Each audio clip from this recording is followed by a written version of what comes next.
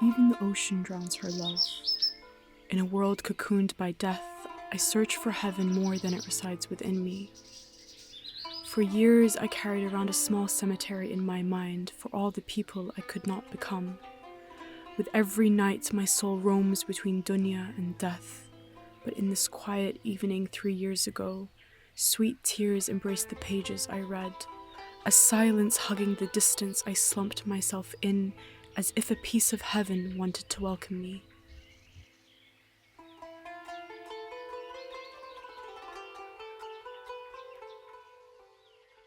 My oldest sister had kind of started as, when she was in university. I was like, oh, that's kind of cool. It was just kind of her choice type of thing. But like none of the adults in our world practiced hijab. And I think over time, then my other sister started doing like hijab with an abaya. And I think that was maybe one of my first introductions. I was like, oh, people dress like this, you know, like in my world. The hijab was actually introduced not in a very pleasant way. It was part of Islamic school that I was sent to as a child. I think I started really early at 6 or 7, and you had to put it on there. And I have this very distinct memory of this triangular white piece of cloth with like a lace on it that I had to pin up or I had to tie up, and it was only for the purpose of these classes. It had absolutely no connotations of faith or religion or practice. It was just something. And at the time, my mom wasn't a hijabi either. There were a couple of instances where I was just home or outside, and I was seen by some of the teachers there, and they kind of told me off for not having it off. So that wasn't a pleasant feeling. But I think I managed to disassociate that feeling with the actual hijab at the time, which I think helped later on. It did normalize the idea of hijab for me. We didn't grow up in a generation where, you know, we discussed the values and the ideals behind certain rules. We were just told to do things and we did it. Both my grandmas are hijabis. My mom is a hijabi. My aunt was a hijabi when I was born. So all the women of the family from both sides were hijabi. It was just something that people did. When I hit puberty, my mom eventually explained to me that, like, oh, when you hit puberty, you start being held accountable religiously for your actions, for everything. You're not a child anymore. And that includes the hijab. Like, every year passing was a conversation where it's like, you're growing older, you're growing older, you're growing older. You need to wear it, you need to wear it, you need to wear it. There's also something that they say, like, الوالي عليكي. Let's say your dad, since you're growing up with him, and then your husband later on, he will be held accountable for you not wearing it or wearing it. So it was kind of guilt tripping, where it's like, there was always these conversations about like, are you happy your dad is taking sins? And I'm like, bro. My great-grandmother actually would cover her head. She would wear a white outfit, and she would cover her head with a white dupatta or the end of her white sari. That was kind of my first exposure. And then when there were prayers being said, then I would see women putting it on. So my immediate paternal and maternal grandma, my mom and my sisters, they didn't do hijab as I was growing up. I had an older sister and my mother, so they were both hijabis like while growing up. My sister, once she like hit puberty, I saw the conversation around the idea that it's an obligation once like a girl hits puberty and your hair should be covered, you should dress modestly, you know, from that religious side. And since then I just knew, okay, this is how it is. I was born in Iran, so when you become of mature age in terms of prayer, your family sews you your first hijab, and then you go on an excursion and you celebrate that you've came to that age to pray. I remember putting on for the first time and I loved it. But growing up, I think it was more cultural. So it was something that you wear so that you're modest, and if you wear it, you're a good girl. And if you don't wear it, you're not that bad. You're not ranking as high. Like I wasn't really taught why I should be wearing hijab, what's the meaning of hijab, etc. So when I hit puberty, I had to talk with my parents, and they told me like, there's this and hijab, and maybe you should think about it, and you know. And my cousin, who's like my bestest friend in the whole world, had hit puberty like a year before me, and she put it on. So it was kind of like the first time I got introduced to like the idea, you know. My whole family wears hijab. It's very common in Egyptian culture and Egyptian society. But then when I went to high school, nobody did hijab there. And I don't know why, but I started doing hijab there. And it was kind of like very discouraged. It was like, you're not going to be selected. I was told I couldn't run for head girl if I wore hijab. None of the teachers, none of the students, nobody did hijab. And I think that's kind of why I did it. It was like a statement, or it was like an act of rebellion, or it's just like, you can't tell me what to do, I'll choose what to do. And hopefully it was in the right direction. So that's where it started. It wasn't like a moment. It was a slow evolution. I think by the time I was 12 or 13, I started trying it out in school. And even in school, I used to take it off sometimes when we had cultural shows or parties. And I didn't feel anything about it at the time. Like I didn't feel any guilt, or I didn't really think about it. Like slowly it started becoming less and less of something that I had to do or something that was culturally practiced to something that was a part of my faith. And I think I started getting really comfortable with it by the time I was like 18 or so. I had a deadline. My parents kept telling me, like, we're not forcing you. You're gonna choose it, but you need to choose it fast. My dad never used to speak about it. It was just my mom telling me all these things. And then I think one random Eid, she bought me a scarf. And I remember the scarf. It was like my first scarf. And she was like, hey, like, this is for you. Like, so when you put on the hijab, you can wear it. And then after that, my dad had the first conversation with me where he like sat down. He's like, it's time. Like, you've taken so much time. Like, khalas. I need a time. When are you going to put it on? I told my dad, I'm not going to wear the hijab before prom. He's like, prom is too far away. Like, that's not a good enough answer. So I was like, so, like, what do you mean? He's like, you have until Ramadan, which was like 3 months away. I wore it on the first day of Ramadan. Like, I took all the time I was given. When I was 15, I was visiting my uncle in California. I went to a mosque on a Friday, and there's nobody in the women's section except for me and this other lady who I started talking to. I think I was 14 or 15 at that time. And she said that she had just recently found out about Islam. She became Muslim, and she was doing the hijab. And when we spoke, she was a very simple person. I still remember her 100 years later. She spoke with a quiet depth and a quiet simplicity, and it really resonated with me how she identified in her relationship with the divine.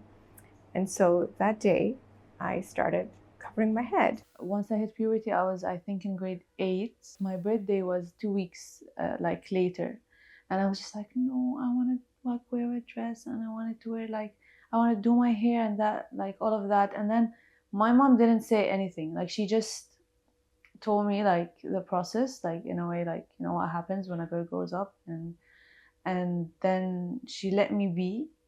She didn't really ask me, oh, when are you gonna do it? Like, you need to do it. Like, she didn't pressure me in any way. SubhanAllah, I had my time, I had my birthday, I had fun. And like a week later after my birthday, I woke up, I had school, I woke up and I like wore the hijab, and I saw my mom in front of the door, and she looked at me and then she smiled and she hugged me. I was invited to a class recommended by one of my friends, and I had never gone to a gathering where Islam is actually discussed. One of the things that they asked, if you can please wear the hijab. So we went once a week. Every week that I went, I could see there's changes in my heart. And when it came to hijab, I look forward to having this chance to wear it again. I think by the 4th week, we were finishing Surah Ikhlas, I remember by the end of that class, like I felt physical light like just entering inside me, and it was so overwhelming. It was like excessive amount of happiness, and I realized that I had absolutely fallen in love with Allah. How am I going to keep this feeling alive inside me?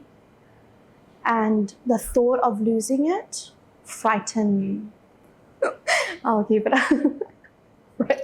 frightened me so much. And it was then and then that I decided, okay, I'm going to wear the hijab. And it was as an act of submission to him. And sorry.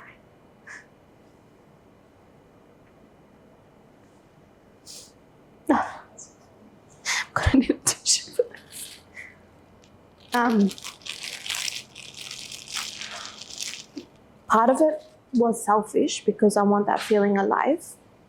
And then the other part was just making sure that I'm staying close to him. It was actually the first day of Ramadan. And I remember my parents were out in Taraweeh. I was at my aunt's house, I remember. In the neighborhood of my aunt's house, we had like a lot of stores that sold scarves.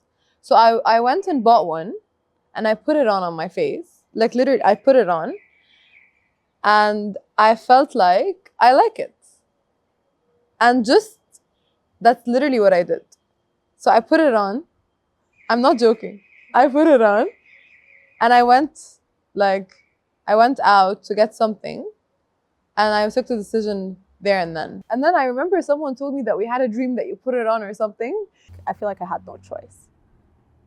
But when I was asked back then, I always said I had a choice. Like when I went to school, I went so confidently. And when people asked me, I was like, it's about time that I wear it. And I defended it with my soul because I believe in it. Like at that age, I dealt like that with everything. I think I believed that if I don't like claim that part, then it's not true. And which worked because I wasn't like a sad, like hijabi who was like, oh my God, you know, my parents, because we had that in school. Like we had a lot of girls who were forced by their parents and who would like walk into the school, take it off, and then as they're walking out, put it back on, which was so sad to watch, but I didn't want to be that. And I was really excited, you know, it's now like I'm joining my sister when it comes to this journey. I felt, oh my God, what did I just do? I was like, that's crazy. Like, what did I just do to myself? I think my family was very like, okay, good for you. Like, not ambivalent, but like supportive. And then it was really foreign for a lot of people that I am close to in my extended family. So they were like, oh, you don't need to do it. Like, really? And then I'd go to like big family gatherings and there'd be these like grandma type aunties who'd like pull it off my head. They're like, why are you doing this? Yeah, like old, like grandma level people. And I was like pretty offended. I was like, that's rude. And I was still a kid. People were pretty nice about it. I had some questions maybe, like, oh, why? If anything, I got support. And my mom like remembers that vividly. Like, I got support from my Christian friends like more than anyone else. Because I did worry about what people thought. And they were always like, who cares? You know, just do what you believe in. Like, who cares? People would ask me as well, well, you just kind of started out of nowhere on a Friday and you're still so young, you're still so little, and are you going to be able to keep it on? And then when I looked around me at that time, I don't think any of my cousins did hijab. My mom did, my grandma didn't. I think people outside that circle would make comments that sometimes were hurtful, meaning thinking that this was just some kind of a fad. And I was still exploring, so I didn't know. And so it made me question myself. What if this is kind of a flavor of the month type of thing? And what if I'm not doing it for the right reasons? So their questioning did cause me to question myself. But I think in the immediate circle, my family was supportive. They were like, oh, yay. You know, like they were like, okay, because there were only like another 2 hijabis in our like class. My best friend for the longest time, she wasn't wearing the hijab. And I think like she was very supportive. People's reaction were very funny. especially at school. Suddenly, certain like friends just they didn't know how to react. So some of them distanced themselves from me. My dad was the most concerned. Like, are you sure you want to do this? And I told him, yes, I'm happy. And he doesn't want it to be a temporary thing, and he doesn't want it to be out of pressure. He knew my mum has a hijab store. It might cause some pressure.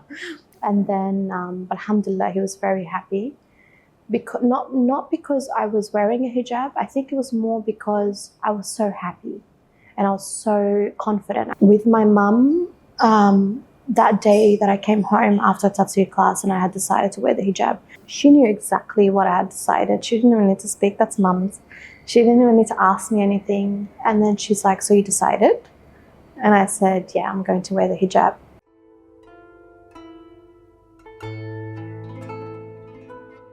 This step that I took helped me to focus on what do I want from my relationship with God. And of course, it's evolved a lot, and there have been 10 steps forward and sometimes 25 steps back.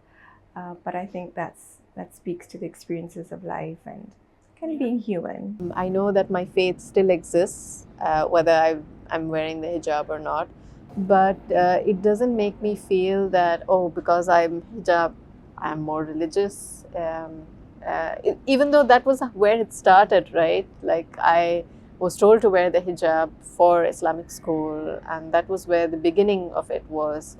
And I was told several times by my teachers that, you have to put it on if you want to be a good Muslim. I think I've grown away from that. I mean, I think that's true, that once you take a step towards God, God takes an even bigger step towards you. But everything was so, like, they made the hijab sound like the biggest step that you can take to get closer to God, when I genuinely believe that it isn't. There are so many girls who aren't wearing the hijab, who are doing just fine in their relationship with God. And I think I was so, like, wired to think that that doesn't exist, or it's hard for you to get close to God if you're not, like, dressed a certain way. Stay on the surface of religion. The hijab isn't the first thing mentioned as, like, one of the pillars of Islam. So why don't we focus on the pillars of Islam, actually? Like, why wasn't I told that if I stick to my prayers, this is going to make me this is going to make me want to wear the hijab, actually? Like, why was I told that the hijab was that one big step? I did feel like something was wrong with me when I put on the scarf, and I still didn't feel closer to God.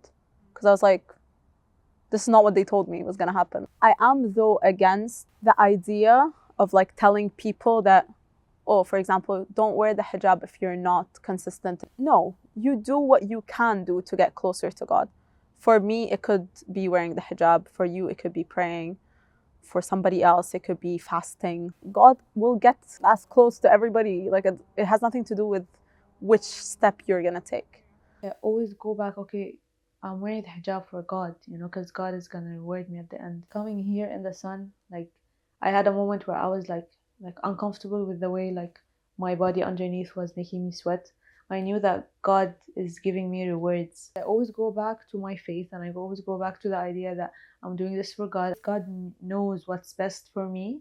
He's protecting me. And if I can't be in a place, or I can't behave in a certain way, because it's like a butterfly effect of things that might go bad, or like just protecting me from unwanted things that might happen if I went to a place where I shouldn't be, or like did something with someone or crossed my boundaries.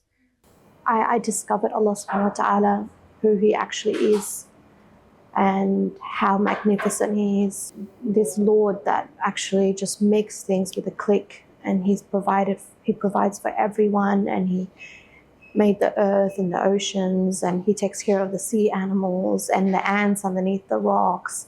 He cares about me. How can I not fall in love with him? How can I not submit to him? I genuinely think that the most important relationship in your whole life is your relationship with Rabbana. It comes first before any other relationship, before your parents, before your family, before your friends, before your husband, before anyone in the world. Your relationship with Rabbana is the foundation to your relationships with everyone else.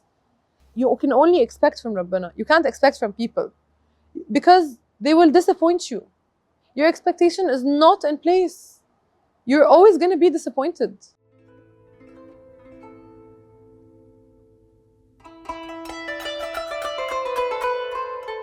Whether it's conversations with people that I don't know much, that I try to give them the good picture of Islam and the positives than what people see, which is a lot of negativity, and that they don't understand. Representing Islam in the proper way to people who may find it strange, like fasting, like the famous line that, no, not even water. Yeah, because you don't understand it, right? So if I go and I tell them that, this is the way it is, we don't question it, that's kind of trying to show the negative aspect of it, to say that, we're just following it without reason. But if you say that it is part of your faith and, I'm trying to do my practice, then that becomes me following my principles, and I don't want to compromise on my practice to fit your ideas of what you know. So that I think that the same thing applies to hijab. Some people, once they wear the hijab, it's like they adopt the character that they think the hijab is supposed to embody. And I'm like, you had your personality 2 seconds ago. Where did it go? It's not supposed to change who you are. We've let ourselves like be represented in a certain way by also acting a certain way once we fall into that category. But then you also have the more extreme stuff. And that you can't blame on people. They're bigger than us. They're political, they're like social rules that higher people put into place to control certain things in societies. It all like starts and ends with us, because once, and I understand why they get confused if they had like a shoot with a modest hijabi and then they had me. Maybe she decided that it's fine with her, but I decided that it's not. So it's very personal and to each their own, but it all starts with us. If we said, oh, hey guys, no, we can't do that, they'd get the point for the next, they get the hint for the next person, or vice versa. They wouldn't get the hint because the first person was like, okay, I don't mind. I always hit them up with the idea that if you're representing GCC, modest hijabi woman, you cannot put this out there. And I make sure, like, this is how I end the conversation, just to make it like there at the back of their head, so they would know. I stand in a place where I represent a religion, right, to other people. I can at the end of the day, I can do whatever I want. I can genuinely do whatever I want.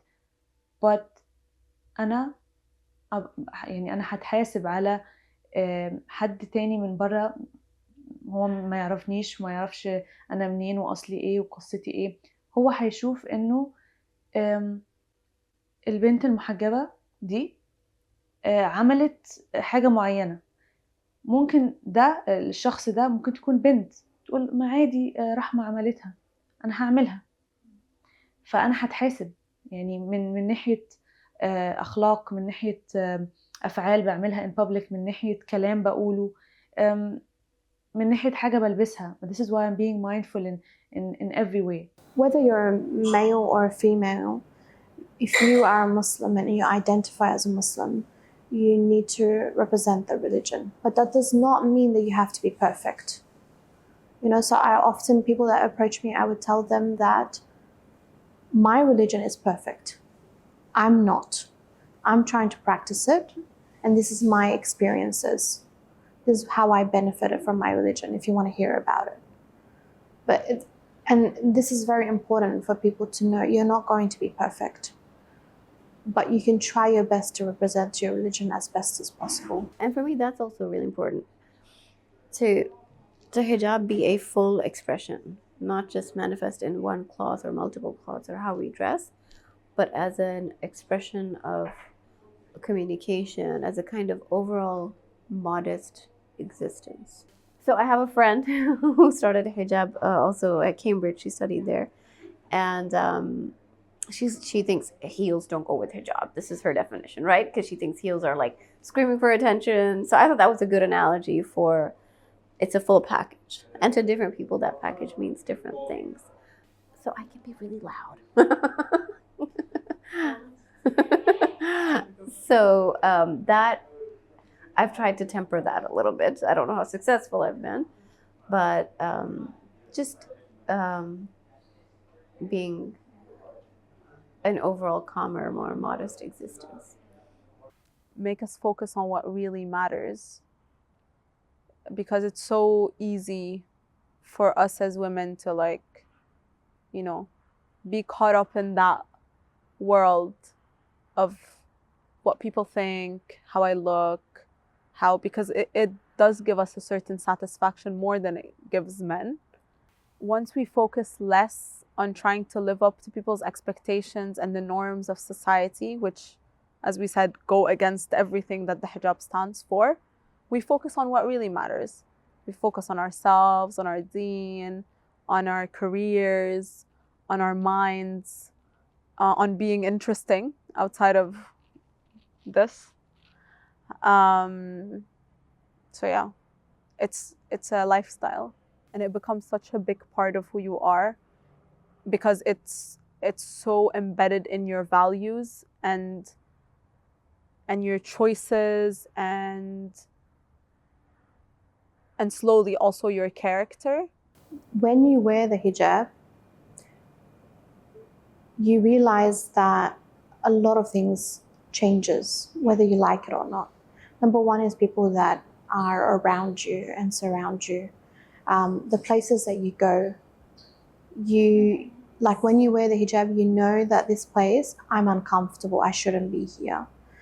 This gathering is not for me, it doesn't suit me anymore. You're unconsciously conscious that you're wearing a hijab, you're wearing something, and now you're representing this religion. And the way you talk actually changes. Your personality doesn't change, your personality remains, but how you express yourself in public changes. People were seeing that I was more calm. Usually I'm very loud and very expressive. I was still expressive, but it depended on the situation, depended who I'm with. Is it worth it for me to express myself to this person or not? I was definitely more elegant.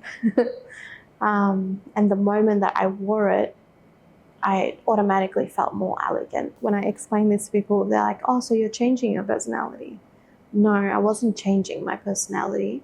And I feel like this is something that we don't, that I really appreciate about Islam, is that your personality is not for the world to see. When people meet me, they know that I'm very sarcastic. They know with my hijab, and now like I'm working, I own a company, but people definitely know who Medina is and what personality I have. It's quite clear.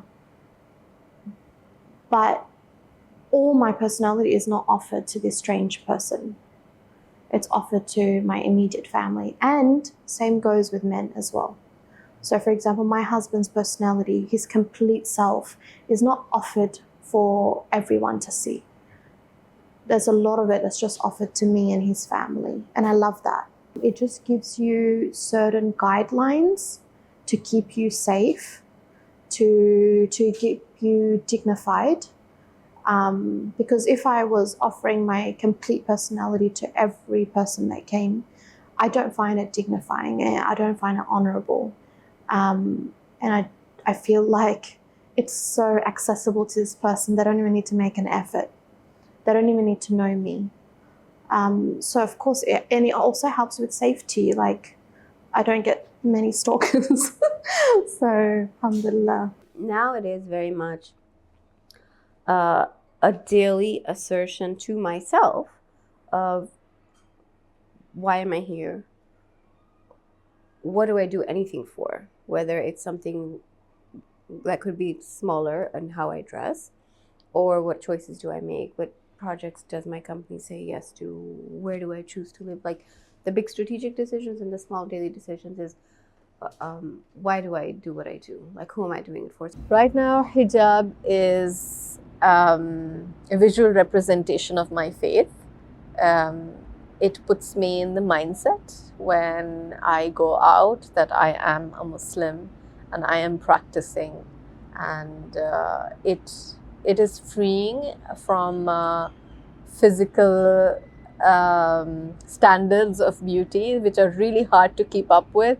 And I'm not someone who keeps up with these trends anyways. So hijab simplifies things for me, and it is definitely a means of connection to Allah and to my prayer and to my faith. It's everything. It's really everything. It's my whole life in terms of my character. It makes me proud of what I have to offer, because you're gonna look at me as my brain, with my brain, over looking at me as a pretty woman. So it dignifies me. Wearing the hijab for so many years has protected me from a lot of things. And sometimes like I find myself wondering like which direction my life would have taken if I wasn't wearing it. I don't want to tell you it keeps you from sinning or anything like that. We're all human beings.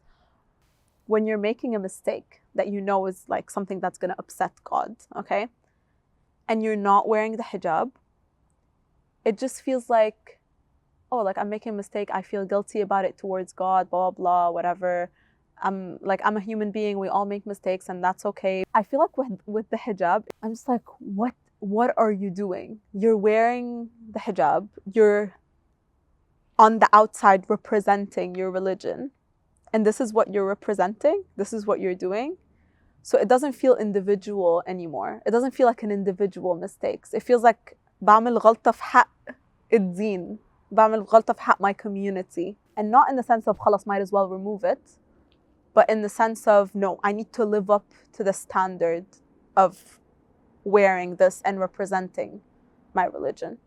When I have it on, I'm very confident and I'm very unapologetic. Like I would always apologize before, you know, and that doesn't happen anymore. When you become confident in your religion and you know who your Lord is, nothing really matters after that. When I enter a gathering, the hijab is the thing that helps me really carry myself and speak up about my opinion and what matters to me. The first thing it gives me as a perception is, in my opinion, this girl is like respectful, and this girl, and because I'm a very extroverted person and I'm super outgoing, sometimes it could come off in ways that's not right. I feel like with hijab on, I feel like it really helps put like a certain image in people's minds. Like, you know, this girl is not here to, you know, she's here to show up as a respectful person and make you listen to what she has to say. Kind of removes a lot of insincere intentions. Being consistent with hijab and prayer, they have taught me, if you're able to commit to something daily, then you are definitely able to commit to bigger things. And like, you know, when it comes to like your worldly achievements, you'll be able to do it because you already had like a, you know, jump start or like a kind of mindset shift where, okay, I know that because this is so important to me, I will never skip it under any circumstances. So it kind of disciplines you in a way where you're able to do it with other things. Every single day I wake up in the morning and I make a decision to put on my hijab. It's a commitment, right? Commitment and hard work is the key to success. So if I am from such a young age being tailored to develop such like skills, then it will definitely reflect in my life later on. So when I stopped doing the hijab, I had just graduated from university close to Boston. And then I worked on Wall Street for a number of years. And it was during that time that I wasn't doing the hijab. I do remember some of the feelings. And they were often of guilt that I'm not doing the right thing by letting go of that part of my identity. So that was hard to deal with. And then there were people who knew me from when I was wearing the hijab and then when I wasn't, who would sometimes ask why I had left and what was the reason and would I restart. And I remember feeling uncomfortable in those conversations, that I wasn't ready to talk about it. So I remember those feelings. And it wasn't pleasant. You know, they say that things that are outside your comfort zone, sometimes they stretch you. So I don't know if I stretched or not, but there was discomfort because there was a part of me that felt that I wasn't being true to myself. And that didn't feel good. You know, some signs behind, you know, the difference between the people-pleasing aspect of personalities of men and women. And women tend to have that people-pleasing factor a little bit more. So I do remember thinking, am I doing this so that I can fit in a little bit more into my current surroundings, into, you know, the fast pace of investment banking.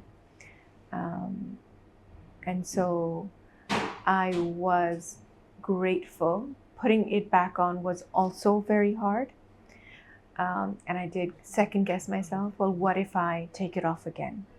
You know, I don't want to be doing, you know, this back and forth. The hardest thing about the hijab, maybe not getting influenced by like societal fashion trends or anything like that, because sometimes like we lose track of like the real meaning of the hijab and what it's for. And sometimes we're so caught up with trying to keep up with a certain trend or like trying to look, not necessarily look like everybody else, but just blend in, that sometimes we compromise on our modesty to look pretty or to feel like we belong or to feel like, you know, we're like other people. It's okay to not be like other people. Sometimes I'd find it in events when they take pictures, they would be taking pictures of everyone, but they would skip me. Yeah, and that happened so like so many times, which like it was so funny. Like I would just laugh. Like I'd just look at them and like laugh. I'd be like I'd literally side eye them and be like, hey. My biggest challenge came from a very dear person, someone I dearly love, I adore, and I really love them. I was the only hijabi in this Hana night. Culturally, sometimes Afghans believe, and I love this going on camera, they believe that the cameraman, the musician, and the waiters are your mahrams somehow. You know, I've been asked, like, it's only women's event, please come. And then I always wear abaya, and I always wear my hijab. And I rock up at the reception, the men are greeting you because that's the cousins of the groom, they're mahram. You know? And the musician comes, it's all men, everyone's men. The Hana night belongs to someone that is very close to me, like immediate family. I decided to wear the hijab because everyone is men and men enter and exit. And I remember seeing all these women dressed up and everything, and I was just like, why couldn't the men just be outside, you know? So I could enjoy, you know, for one night. This person that I really love came to me and said to me, you know, you are one of the most beautiful women in this gathering. You would even look more beautiful if you took off your hijab. Why don't you take it off and show off, you know? Why don't you go dance? You know, no one would be a competition. And I was like, what? More people came to this scene and they said the same thing to me. Oh, Medina, we just miss seeing you in a party. Why don't you just take it off? If you think that people would judge you, don't worry. They're not going to judge you. We're going to stand firm. You just take it off, you know? And we're going to support you. I couldn't believe this is happening after so many years of wearing hijab. How did you even, how how did you come to this conclusion that I want to take it off? It felt like someone is asking me to cut off a limb, like has the audacity to speak to me and say, cut off your arm, you know, you look much better without it. And that's how strange it sounded in my ear. It felt like a harassment, you know. But when it comes from the most intimate people in your life, you're not sure whether to label it as harassment, you know, because for that person at that moment, they were trying to support me, you know.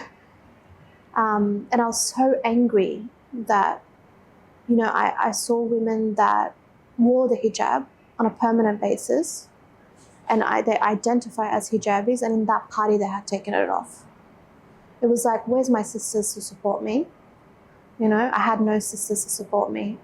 It was just me on my own, and I had to represent Islam, and I had to showcase that, no, this is perfect, you know, how I am is perfect. You hear all these stories where you have to fight like society, you have to defend your hijab. Sometimes it comes from the most, like the closest people to you. And if you focus on them, then you're going to be angry. Your heart's going to be filled with grudge. So my advice is always to not focus on them and be concerned for them. 2 years ago, let's say, I hit a point where I was weak in my faith in that sense, where it's like I started questioning things because I went back to how it all started. And I've had conversations that triggered that emotion out of me. It was actually a topic that suffocated me. Like, talking about it, discussing it with my mom, discussing it with my friends. I felt like I had no control over my life. And then I felt so stupid for questioning something that I've been doing for, 7 years or 8 years. And I was like, why am I questioning it now? Like, I've been doing it for so long. Why is it that all of a sudden I'm like rethinking, or like, I wasn't rethinking as in like, oh, I'm thinking of removing it. But I'm like, it could be on the verge of that. Like, if I let myself go in that direction, I could have like started actually considering removing it. I was going to do Umrah, and since I was there, I was like begging God to like make these thoughts go away, because I don't want to think that way. I don't want to pity myself. I don't want to like feel like this is something I was forced to. And this is why I like started rewiring my brain into understanding that you've been choosing this every day. You still have a choice. Do you want to take it off? I'm like, no, I don't want to take it off. Like, I want to keep it on. So I am choosing. It doesn't matter how it started. So I had to like talk myself into that mindset. And wearing the hijab is very freeing that way. You know, I can just be me. I'm not a person who thinks about every detail of dressing up, like matching clothes or jewelry or makeup or accessories. So I feel hijab has a certain beauty in tying everything together in terms of your outfit, and it's easy and not too complicated. So it makes me more comfortable. A lot of people stop swimming. Even, by the way, people who aren't necessarily hijabis, but like want to be more modest. Like, my sister actually stopped swimming for a while because she couldn't find anything that's like more covering that looks cute. I always loved swimming, but I didn't like how I looked and what I had to wear. So I just did it less because I look disgusting. I don't want to look ugly. It's actually a struggle being a hijabi. It's not easy to go find a cute dress. It's not easy to go find something that's like that fits you in all the right places without it looking like you put on your grandma's clothes, but also not fitted as like, oh, you're going to the beach. Like, there's no middle ground. Why aren't we all provided the same opportunity of dressing the way we want to dress? I like the fact that there are more and more like brands that are like modest, but sometimes they capitalize on it. I really don't like that, where you're using the fact that it's not available in the market for women to go buy modest clothes, and their only choice is to come to like your niche online store and pay crazy amounts of money. They make you feel like it's a choice between Do you want to look good or do you want to look modest? That's literally the ultimatum that you're given. I think like my style has evolved, of course, from there till now. And certain pieces, I was like forcing them upon the modest, like the way that I was wearing them. It feels like I was forcing them into my modest clothing. Where some pieces now, like looking back at it, I'm like, you really didn't need to like wear this on top of this and like trying to, cover this up with this like full body like suit, and then wear like it looks prettier if you just have worn like a button up. You can experiment with your clothes, you can style it in so many fun ways right now. It's just the idea that there's no limits in whatsoever. It's a creative process, like doing an outfit to have like a fun element, or like just colors, or just like styling the hijab and what I'm gonna wear for the day is really exciting to me. I don't think I ever had the moment where I was like, I felt like me going out of the house is a burden, like, or trying to wear an outfit is a burden. Self-esteem, I think at the beginning it might have gone a bit low because I could no longer dress in the things that I had in my wardrobe, and I wasn't familiar with the fashion world of Muslims, right? And it was difficult to look good, to look presentable. Alhamdulillah, now it's so easy with Turkey, with Malaysia, Singapore, Kuwait, offering so many beautiful timeless pieces for Muslim women.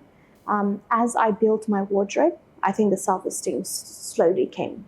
Honestly, it's tough. It's still tough. Like, it still is. But you learn to deal with it. And now, like, so many brands have really nice sportswear, and it's so much easier now than it was before. Like, before it was so hard to, find something that looks good and is like hijabi friendly. I think a lot of people sometimes, including me, do like overcompensate sometimes, you know?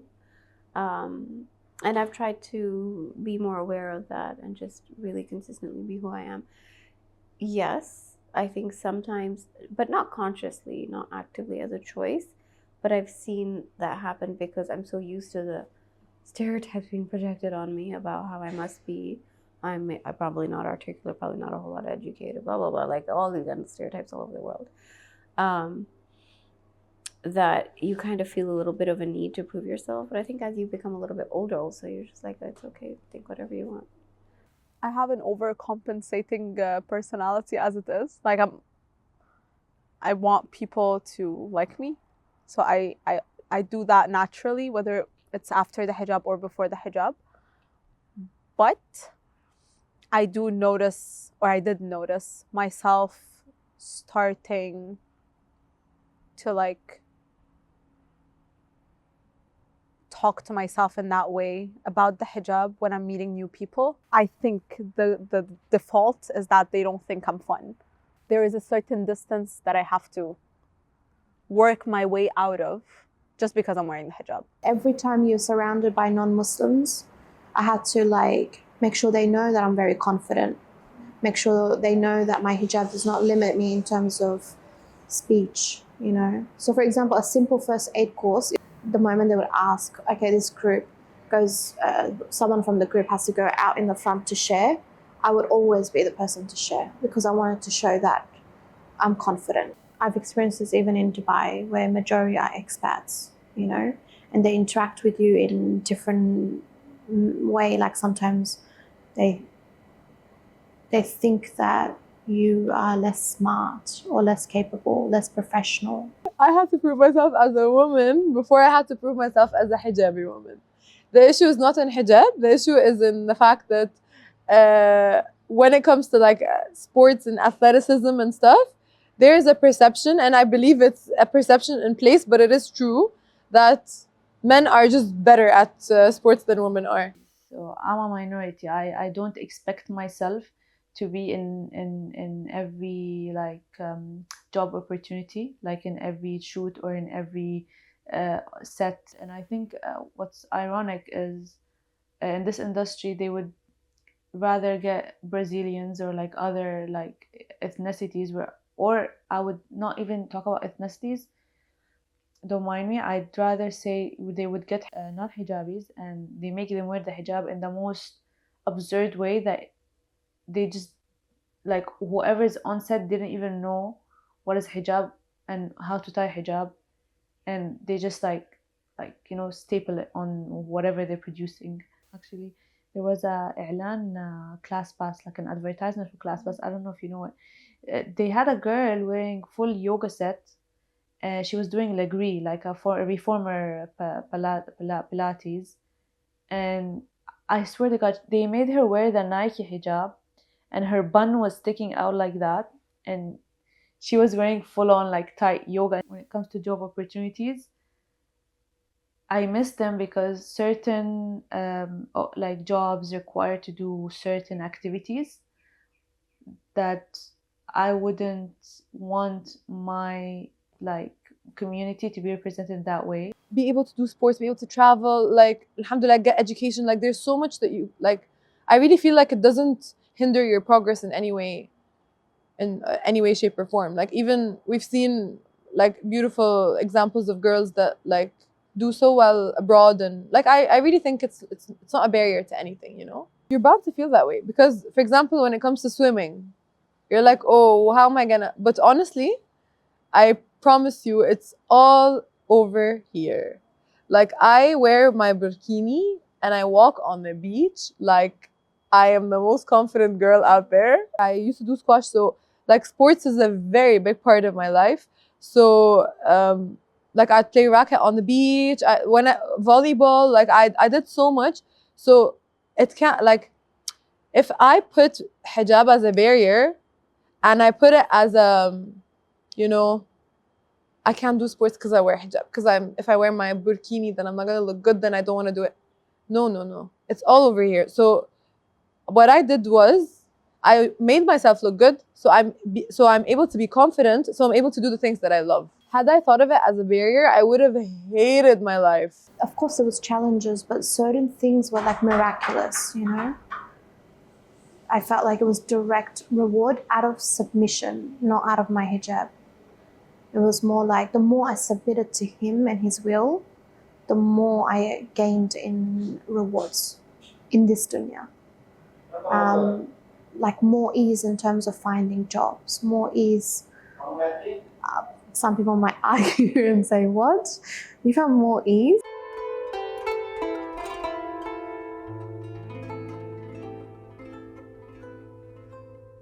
I had to sit myself down at some point and go like, she's not going to understand what she's done, because it's also hard for parents to like acknowledge the impact that something a bit trivial for them might have had on their kids' lives. So I'm not supposed to be waiting for an apology, or I'm not supposed to be waiting for like an epiphany from her end where it's like, what have I done? Like I pushed my daughter to the edge. No.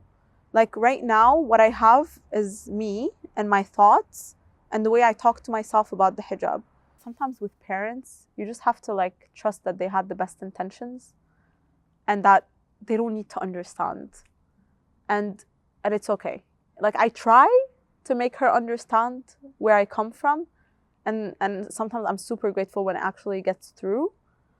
But if it doesn't, it's okay. We don't have to keep talking about it, because the more I talked about it, the more I felt bad about myself. And I hated that like victim mindset where it's like, I'm forced, or like, no, you're literally choosing. You're literally choosing. Do you want to take it off? Take it off. I was in a marriage that was abusive.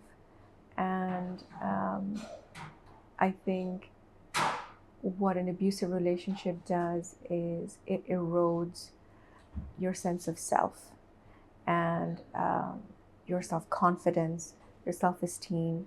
And that's typically the goal of the abuser, is to make you less you, because then you're easier to control to whatever what their outcome is that they want.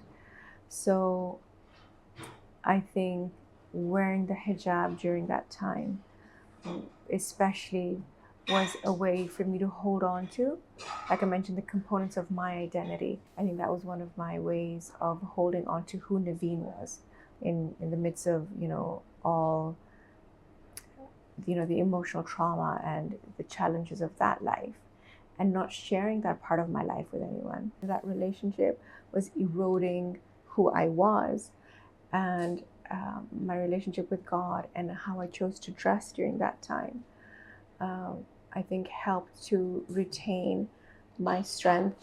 And then when I was able to get out, my resilience in rebuilding and reconnecting, it was a reminder of who I really was, right? And that this is something that you can't take away from me.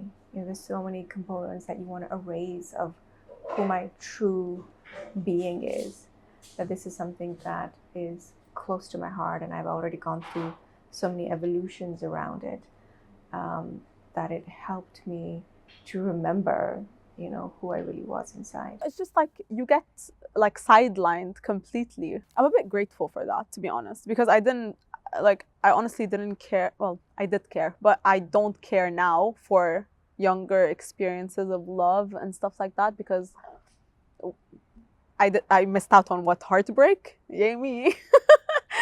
So I don't feel horrible about that, but like going on dates, like meeting new people and everything, it was always like super interesting, because I'm like, what's going on inside? Like, who do you think I am?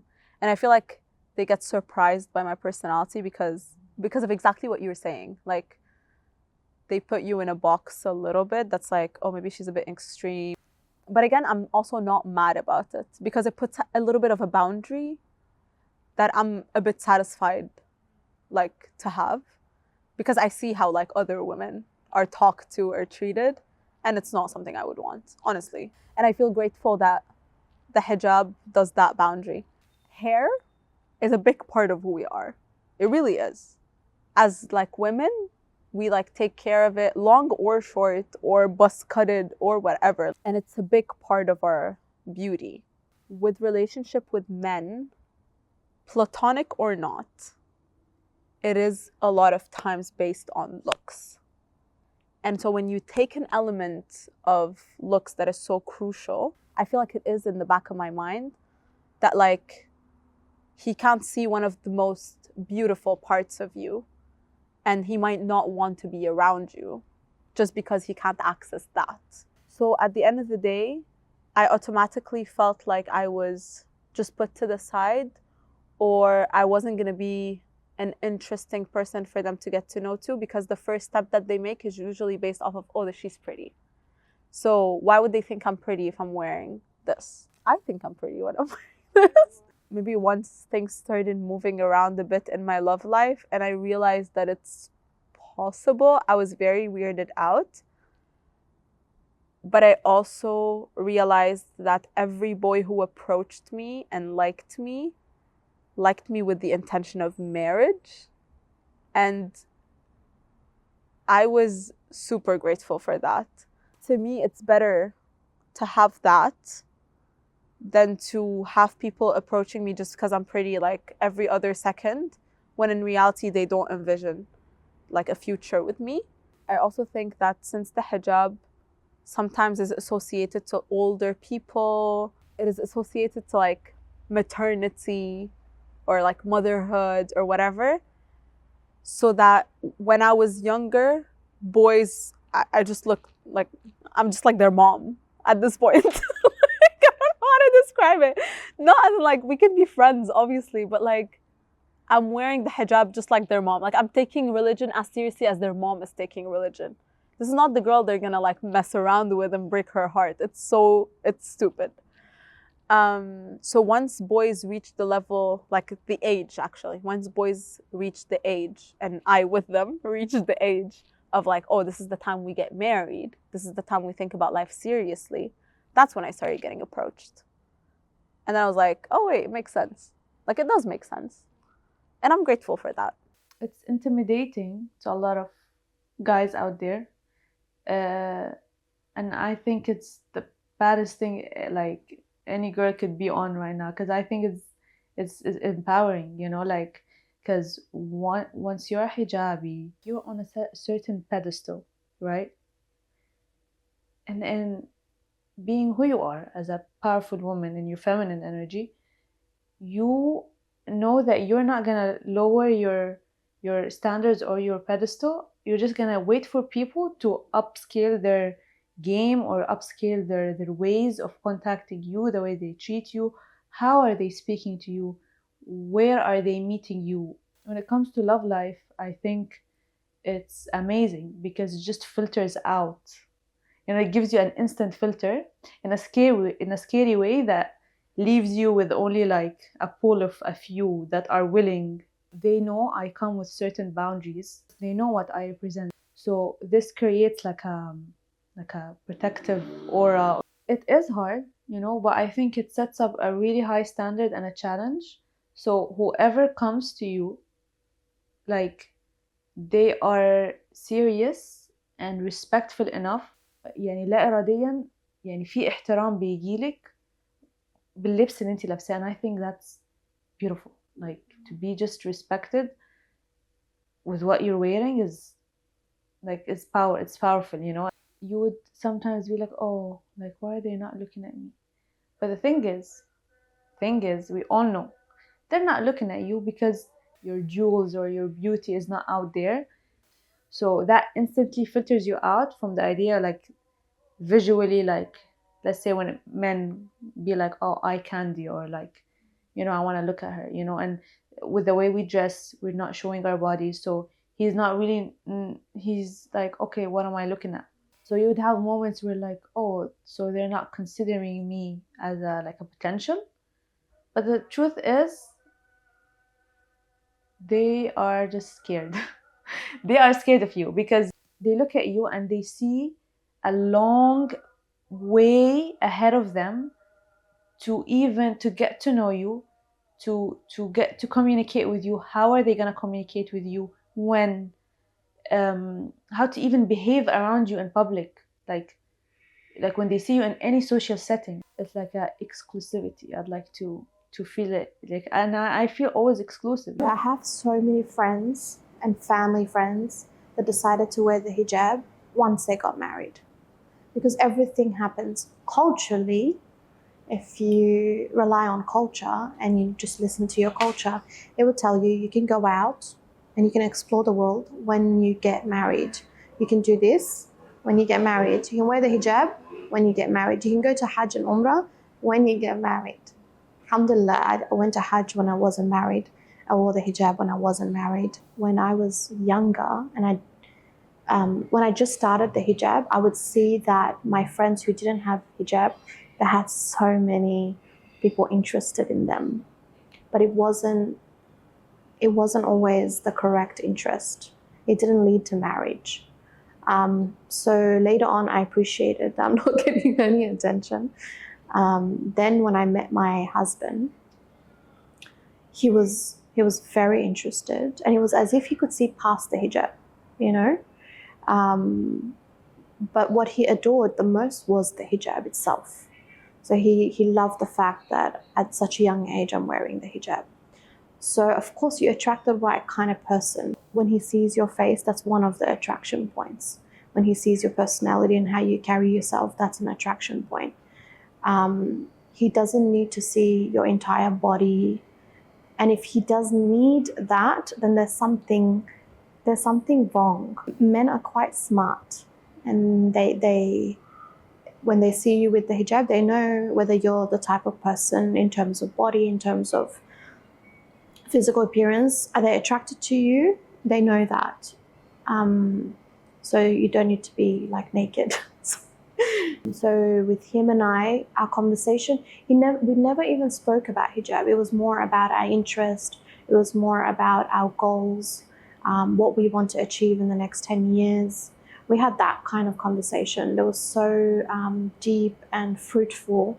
When, like, I never even thought, like, is he attracted to me? Then after like 8 months, we actually met in person.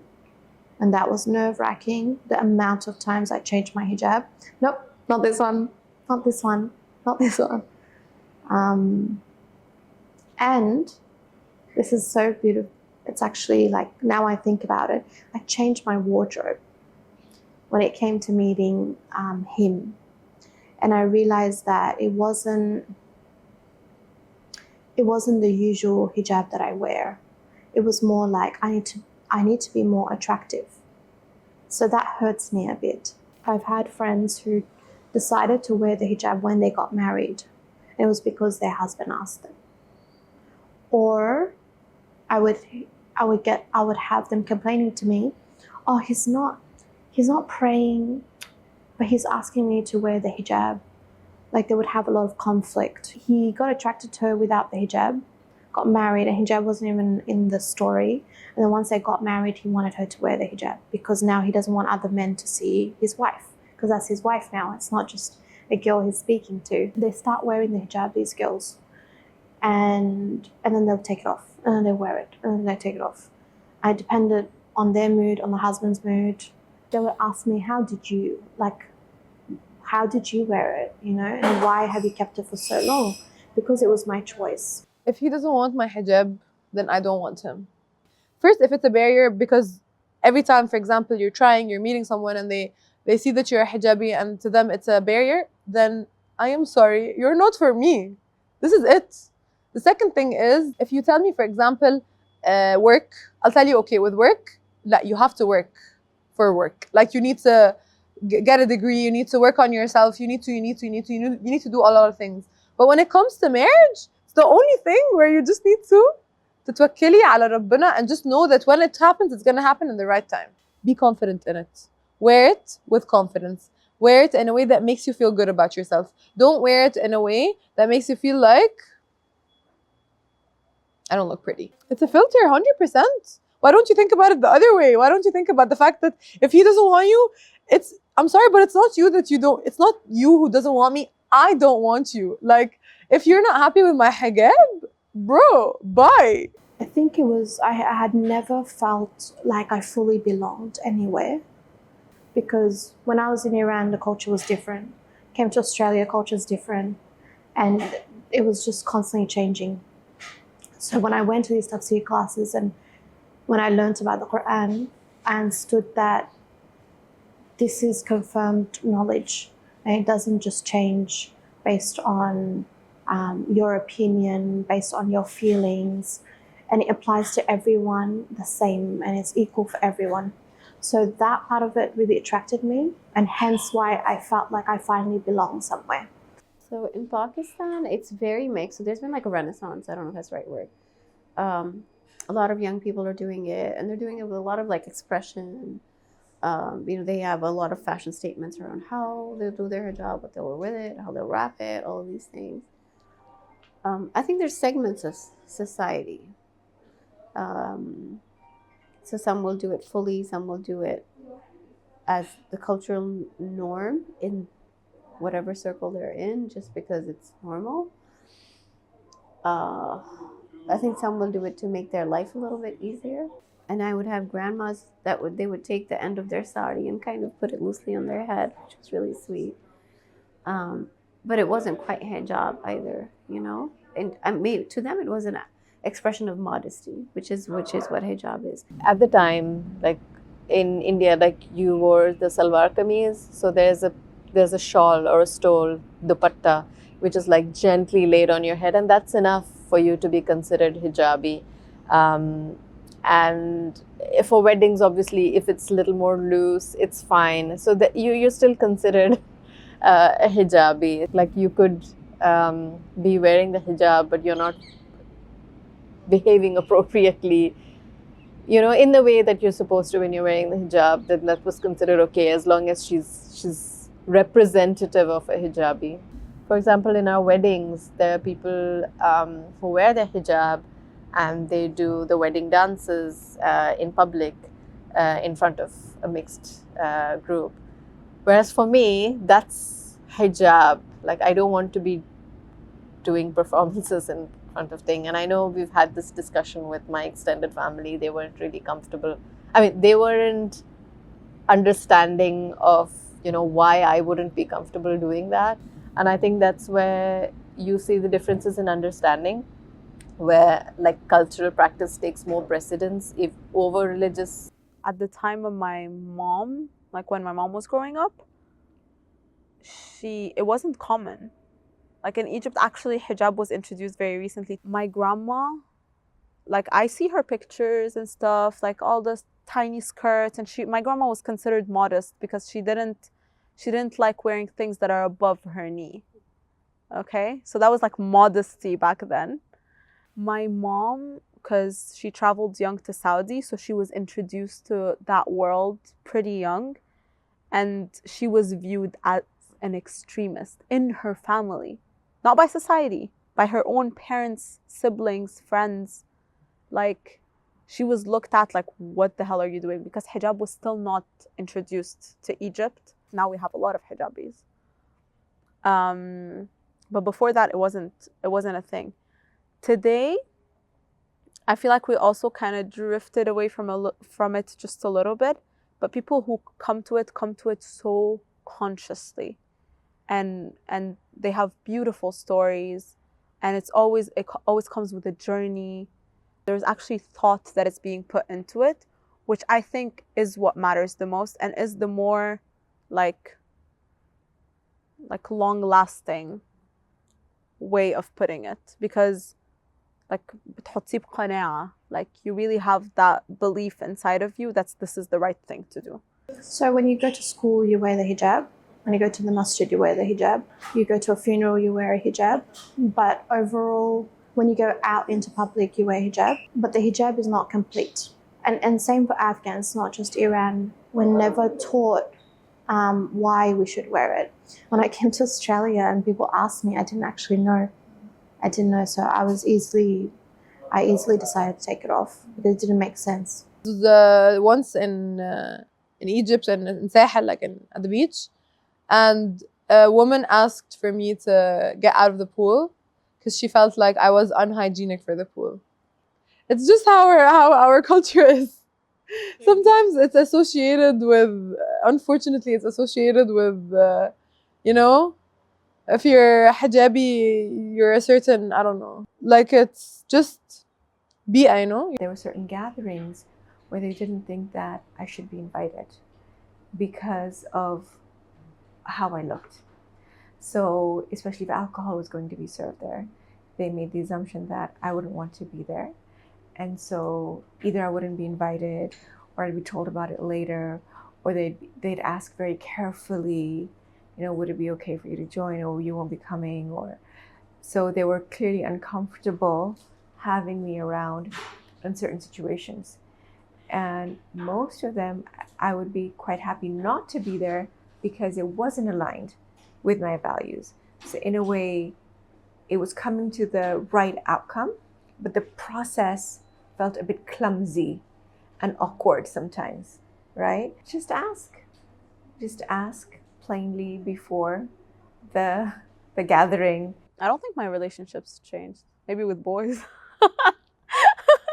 But not with my friends, no. It's literally like when you break it down, it's just like wearing a hoodie. Like it's a piece of fabric. Why would the relationships change? Definitely my friends were defined after I wore hijab. I knew who are my true friends and who aren't.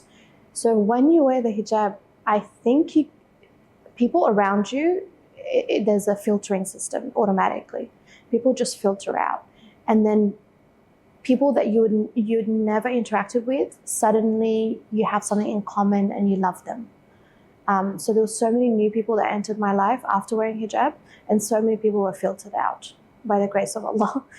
Honestly, if it did, then I'm not around the right people. So I've always been supported with my friends and my family. Alhamdulillah, I'm grateful for, of course, because honestly, like, your circle and your friends and your family, like, they really shape a lot of the experience, honestly.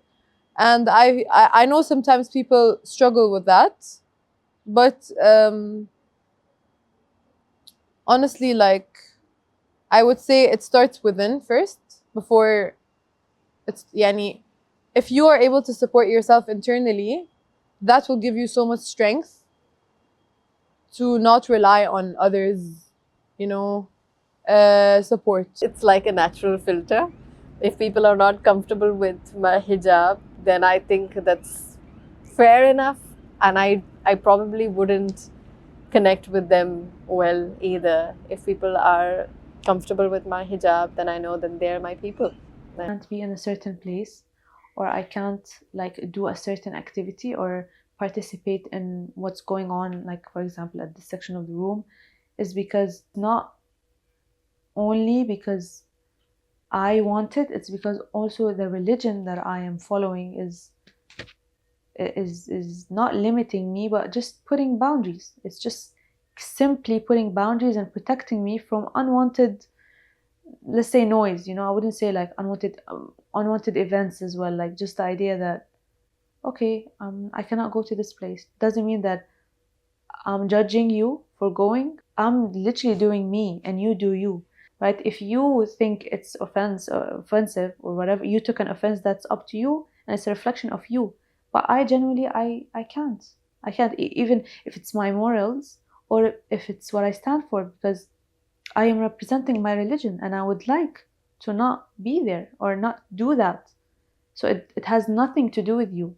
I think sometimes I feel like I have to make a lot more effort to engage with people. Like I have to constantly take the first step versus other people engaging. And I'm like an extreme extrovert, so most of the time I'm okay to do that. But sometimes it's just tiring. I think in very large settings, in very like hyper urban settings like Dubai, I think people are very few people dress like me. I've seen that, so I think it makes me a little bit like uncomfortable. I would like to see more women dressed like me. I just get all happy when I see someone else dressed like me. The normalizing, I think, is a huge deal, that it's accepted and everybody around me is doing it. So I don't feel I have to be the odd one out practicing. So that really helps, which is kind of what has made it easy for me as well, and which is also kind of what has probably made it difficult for others. Why am I the only one here? Yeah, like I believe that no one like looks like me in this industry. Like I said, you could only count them on one of your hands. In every event, in every media coverage, in every gathering, in every shoot, in every meeting, you'd find me the only like hijabi there. I felt like the first 2 years of me being in this industry, I felt so privileged and I felt so like I was walking with pride, I was walking with my head high that I'm the only one there. Starting off, I got used to the idea that no one looks like me. No one's there hijabi, no one's there like a hijabi woman that would understand. I can't relate to any of them, or no one can relate to me. I think for the longest time, I knew something was, I felt off about something, like my journey in a way in this industry. Yes, we say we're a community, we say we are like, we help each other, we collaborate, we're always together, blah, blah, blah. But there's this blue like feeling at the end of every event, at the end of every shoot, at the end of every media, press coverage, wherever I go. I never saw someone that looks like me. I never interacted with someone that looks like me. Because the moment that you step out the house, both me and you will know that we need to act in a certain way, we need to behave in a certain way, we need to represent the community that we're in, that we are representing, and we need to present our religion. And that alone is a big like responsibility that we're like, of course it's empowering to be in a position, but at the same time it's lonely if you keep doing it alone. For not having someone that understand all of this is triggering me in a lonely way, in the saddest blue bubble that makes me like كده like a hostage in يعني خلاص يعني انتي مش شبهي، فانتي غصب عني انا بحس انتي مش مستوعبة انا جاية، انا لابسة، انا عاملة، انا في event معين، انا مثلا there's music out there, there's a DJ set, there's people partying. I wish I could dance, me, me and you, we wish if we could dance and like go crazy and like get hyped and people hype. I can't do that. And like, I wouldn't say unfortunately, and I know my red lines, and I know where I stand, and I know what I represent, because according to all of these, what I listed, I can't, and I wouldn't. I feel alone. I went to an event 2 days ago. I was the only hijabi modest woman there. At that moment, I just wish you were there, for example, or someone else was there. I'd look eyes with you, and I'd like go to you, be like, hey, And sometimes I do that in events when I see another like hijabi, I find myself gravitate towards them, like, hey, I love what you're dressing, I love what you're wearing, I love your shoes, I love your bag. What helps a lot is putting yourself in the right environment. Like, don't put yourself in an environment where it's so hard for you. It makes it harder for you.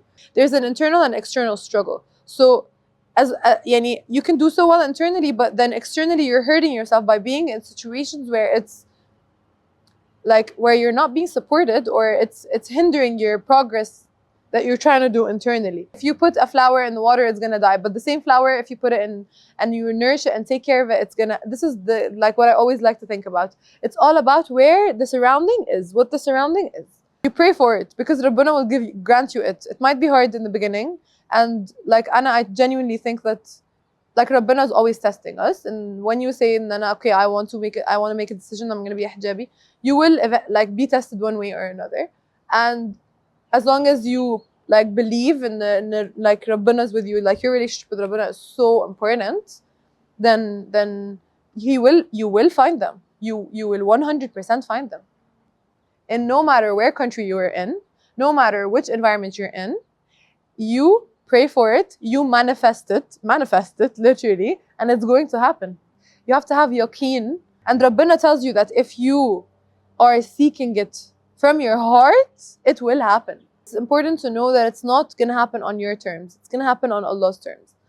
And if you are struggling with finding the right support, find your support within yourself and go educate yourself, because honestly, this is what made me hold my ground. It's still an act of rebellion for every woman. If you take 2 seconds of your life to actually think about it, me choosing who to show my body to and who to not show my body to is the bigger choice.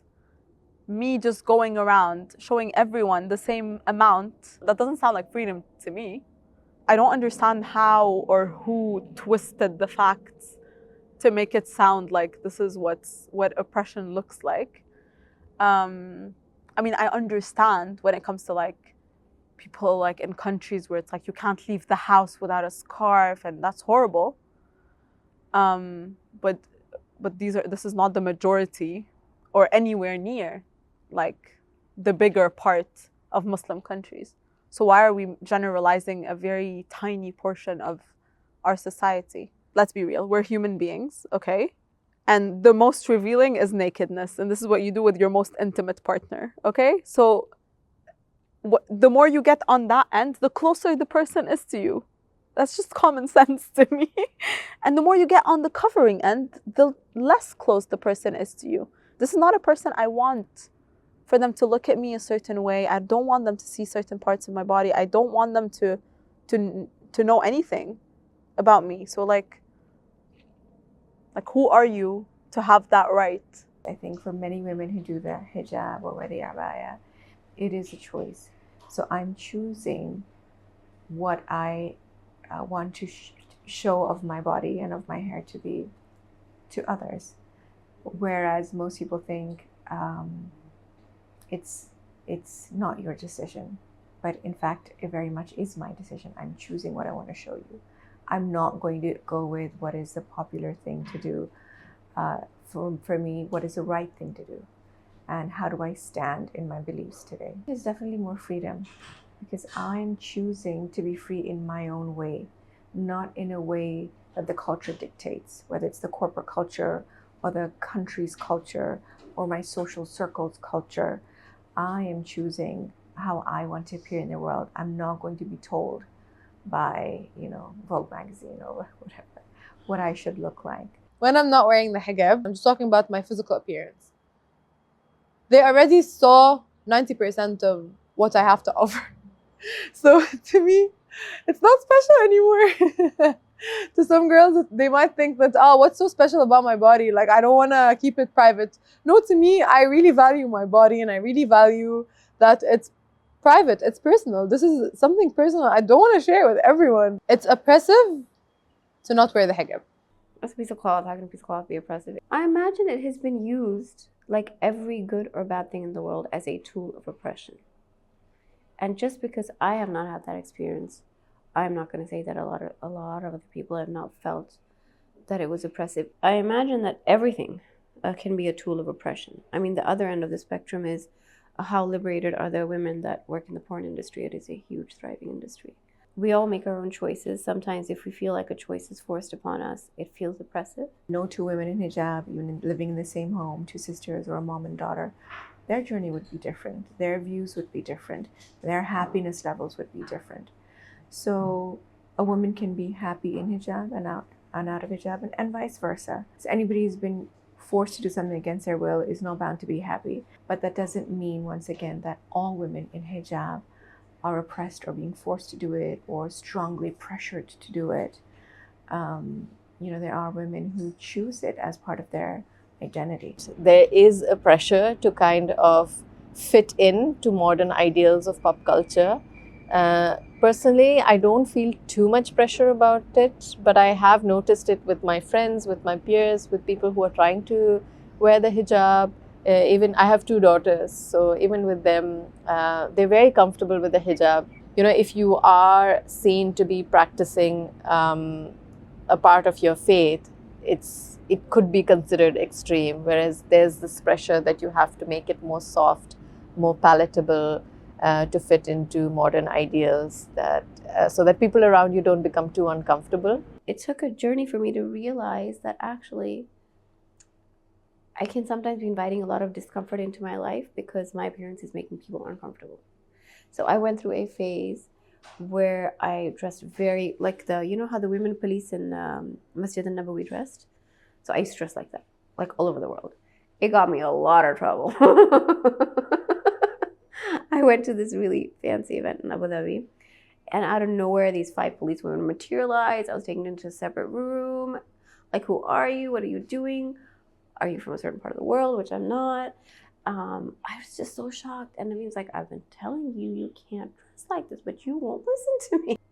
We have stereotypes, whether they're conscious or unconscious biases. And I think it just makes our lives smoother to be aware of how things are perceived in the world.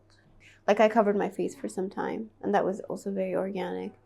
And it does make some people very, very, very uncomfortable. And if I'm serving on a board with this person, and they're constantly uncomfortable with how I look, it's making my life constantly difficult. And it shouldn't have to be that way. They should be able to see past that, but they're not. So either I choose to be on another board where people are not so sensitive about the way somebody else is dressing, or just make my life easier. I was driving a little bit fast in Canada, and I got pulled over by a cop who was a Caucasian gentleman. And he came, so I pulled over, he came and knocked on the window, rolled it down, and he said, like this, Noor, he's like, "Do you speak English?" And I remember responding in like Urdu or Arabic, like, "English? Nahi, main English nahi bolti." And then I cracked up because he was about to call somebody to translate or, And then I started laughing. I'm like, yes, I speak English. I actually teach at the University of Calgary. It wasn't like that at work. But, there were certain stereotypes that came with it. Am I being forced to do it? Is my father, or if I had a brother, is some male figure in my life forcing me to do it? Am I really oppressed and unhappy in my life? In Pakistan, it was more that, oh, she's really conservative. So the first impression would be, oh, maybe she's not lived in a different part of the world, or her thinking would be quite conservative. So I think that's the type of, or she's not going to be willing to travel, or she's not going to be willing to have lunch with a mixed group of colleagues, or meet for dinner, or go for coffee with a group of colleagues. You know, just because I'm wearing the hijab does not mean that I don't know about the world as much as y'all know about the world. And I can make all sorts of jokes and I will understand your jokes, by the way. It happened to my sister. She had just started hijab in school. It was in high school. And one of her teachers told her off, and she made this comment that, oh, you know, I wouldn't expect better of you people,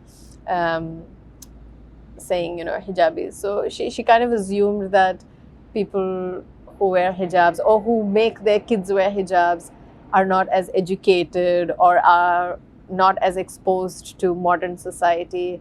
The way that hijab has been portrayed in popular media, and there may very well be women in hijab who are unhappy, but there's women in all kinds of attire, in all faiths, that may be happy or unhappy. So I think a lot depends on how the persona appears in movies and shows and photographs, and in the narrative of society in the West and also in the East. Like, people are constantly, like that example I gave you, they still think, oh, she doesn't speak English, or there's no way that she would be that educated. I really wish that people represented, hijabis represented in mainstream media, would have things to do other than worry about how the hijab is affecting their lives. And I think that's how a lot of the negativity comes in. The audience tends to focus on, you know, how the hijab is affecting her thoughts and how the hijab is affecting her actions. I don't think a lot of hijabis really even think about it that much. We put it on and then it becomes as plain as you would put on your shirt or your shoes. Like, are you thinking about, oh my goodness, like my shoe, is it going to affect my next decision? It's the outside people who make it more of a struggle than themselves. Me wearing it the way that I'm wearing it, I make it very clear that if I come to a shoot, I'm shooting in the same way I'm wearing it. They were like, okay, so we have like a necklace brand. We want to show the necklace, so can you like show your neck up to here, like your chest? And I'm like that's crazy. I needed to genuinely cancel the shoot. They couldn't compromise. They're like, can we use a skirt as a hijab? He had a cloth, like a skirt, like I was wearing, and there was an extra skirt, and he was like, okay, we need the same color. Can we make the skirt hijab? And I was like, I looked at him dead in the eyes. I was like, the hijab is a long triangular like piece of cloth that you can wrap around comfortably and tuck it and like put pins. At least to me, this is what it is. If you want me, I'm not wearing this. And I think this comes from the lack of representation and lack of awareness, or like just like lack of awareness and information about what is it like, or who are like modest women, or how do they do their thing. I need to remind like some foreign creative directors or producer, be like, hey guys, we are in the GCC, for example, you guys are using me as a prime example of a modest hijabi woman, so you better respect not only me, but everyone's gonna watch whatever you guys are producing. Like, before you get to know someone, of course you would put assumptions, but when they see like a modest hijabi woman, they'd be like, oh, she might be like, hatta when it comes to girls, she might be like, she's strict, she's rigid, she's like, no, like, you know, like if they don't know me like outside or like my persona online, they'd be like, no. But then it's false. They just put people in boxes, and it doesn't have to necessarily be a person that they saw. It could just be an idea that they were told about Islam, or about the scarf, or about, like, it's almost, for the longest time, it almost felt like people were surprised that it was fun. Where it's like, you know, just because I'm wearing the scarf doesn't mean that I'm not fun, doesn't mean that I'm not entertaining. Actually, we're the funniest women in the world. Just saying. It says absolutely nothing about my personality or my character wearing the hijab. Just like having curly hair. Do you ever look at someone with curly hair and go like, actually, all curly haired people are, I don't know, left-handed. There are pretty extremist Christians, there are pretty extremist Jews. We don't see ourselves taking these and making Christianity sound like that, like 2% of them. What, I'm sorry, but why are you so caught up with people's judgment or people's stereotypes when they're not trying to fix their own stereotypes about their own life and what they're doing in their own lives? Why? Be yourself. And that will that on its own is gonna radiate what you're trying to remove from the stereotypes. What I felt for the most part was more curiosity. Say that in the West, the question comes up more, which I think is healthy because it allows people to find out about their backgrounds and their different perspectives and what drives their beliefs and their values. When my sister's packing for the US, I was like, oh, this is such a pretty abaya. She's like, no, I can't wear black. There's a last color. I'm not taking any black abayas. And she was in Jeddah. She's like, no, I'll get so much grief at the airport. She wears like baby pink and gray abayas, just pastel colors. I think it's their typical, the propagandist machinery of terrorists, right? So it's just so ingrained in people's minds. I've only had like a weird experience at an immigration where an officer felt like I couldn't understand him. But I was just, I think I had my daughter in my hand. I was just kind of adjusting. So he thought I didn't understand him because of the way I dressed. You are so hyper aware of the fact that you're different and you're the only one in the room who looks like that. It felt very lonely. And then I got spat on once. That was very entertaining. I was very shocked because it was my first solo trip. And I was like girly popping my way through life. I remember I just came back from the forest. I had like flowers in my hijab, like I was vibing. The sun is shining, but it's freezing cold. The water, the birds, and then suddenly I hear like, bro. And she yelled something. She was on her bike. Like she yelled something at me, which I don't even know what she said. But I was so in shock. I was like, why? I think I posted about it. I think I posted a story about it. And I was like, I don't understand. Like, what makes you look at a person and feel that much hate? Especially when they have a flower tucked behind her. Like, what in the world? Like, you saw me like, da-da-da in life, and you just went like, I'm gonna spit on her? Is that the thought process? Like, because I don't get it. I genuinely don't get it. I would say it's quite difficult in Australia.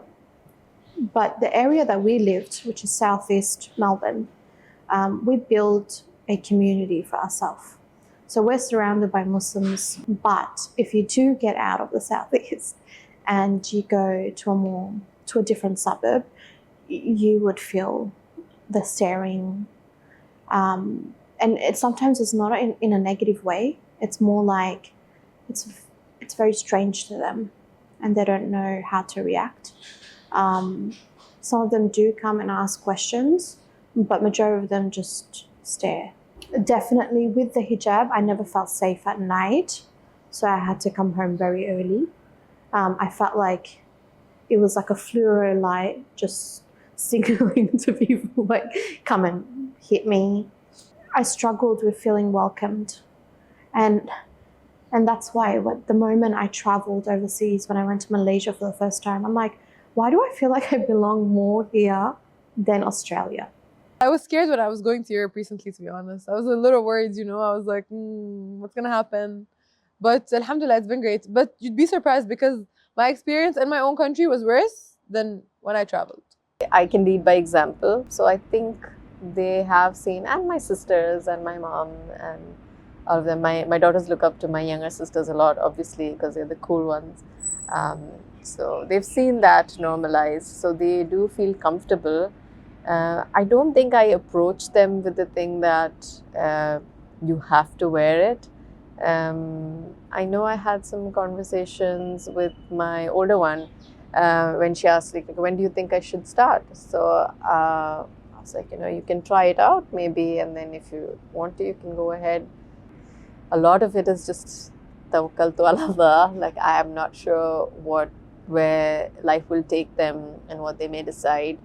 But I want to hold that space for them where they feel comfortable enough to come back to where they're practicing and where they feel good to be a hijabi. I did consciously make an effort to find a community of like-minded practicing mums. We made an effort to meet up, to hold activities, to hold community events where they see their faith being practiced very comfortably, where they see that salah is being done on time, where they see that the rules and regulations of the faith are being followed and not compromised for the sake of enjoyment or worldly pleasures, that they see it being practiced around them. My mom gave me, educated me properly in all aspects.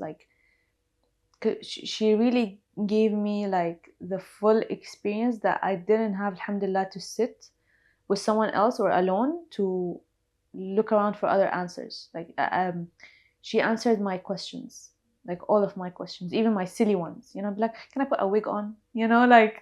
She answered, she told me why and all of that. Alhamdulillah, having my mum as such a good example, I wouldn't do so much different to what she did. That is exposing her to inspiring hijabis, from young age. I would celebrate hijab and its meaning and try to explain to her why from young age. I wouldn't ask her to wear it. Make sure that they know who Allah is and His attributes. They will naturally submit to Him. Like my mum had a hijab store, it did nothing. People will compliment girls that wear hijab. They'll always say, oh my God, mashallah, she's such a good girl. Try to overpraise her so something happens and she wears a hijab. That didn't work on me. Nothing worked apart from knowing Allah and getting to know Him and then naturally submitting to Him and His will and what He wants from me. I think I would give them a bit more, less pressure. I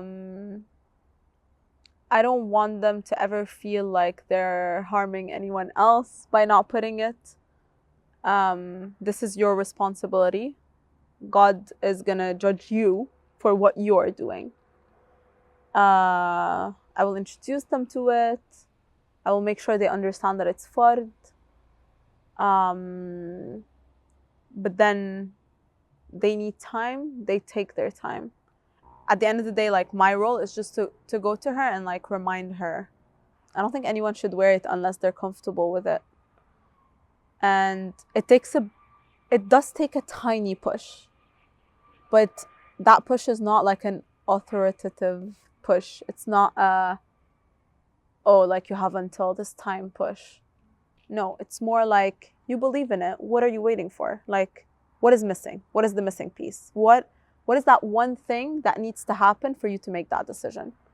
And usually people are just waiting because they're scared.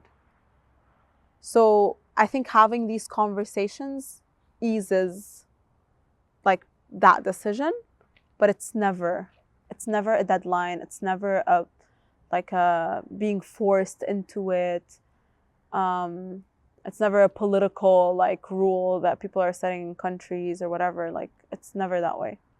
If anything, it's super counterproductive, and it makes people despise the hijab, which is the complete opposite of you're doing more harm to religion than good by making people hate something that is so beautiful and that God put there to protect them, and you're making it a tool of oppression or a tool of whatever it is.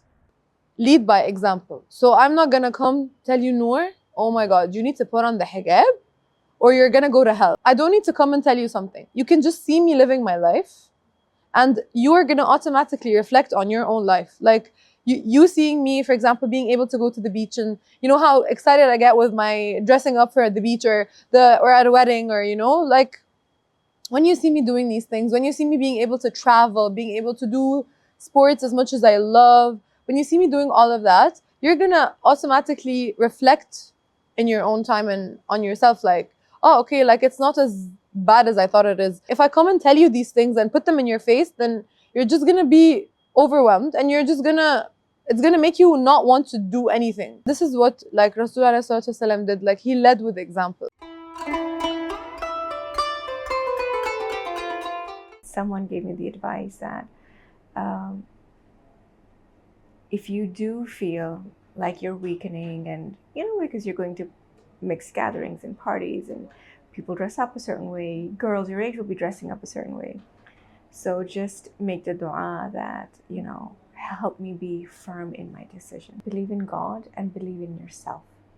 So if you've decided that this is something that you want, then feel good about it. And know that there will be dark moments. Know that you'll be so torn.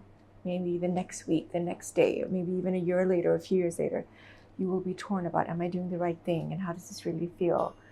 But stay strong during those moments of doubt and uncertainty.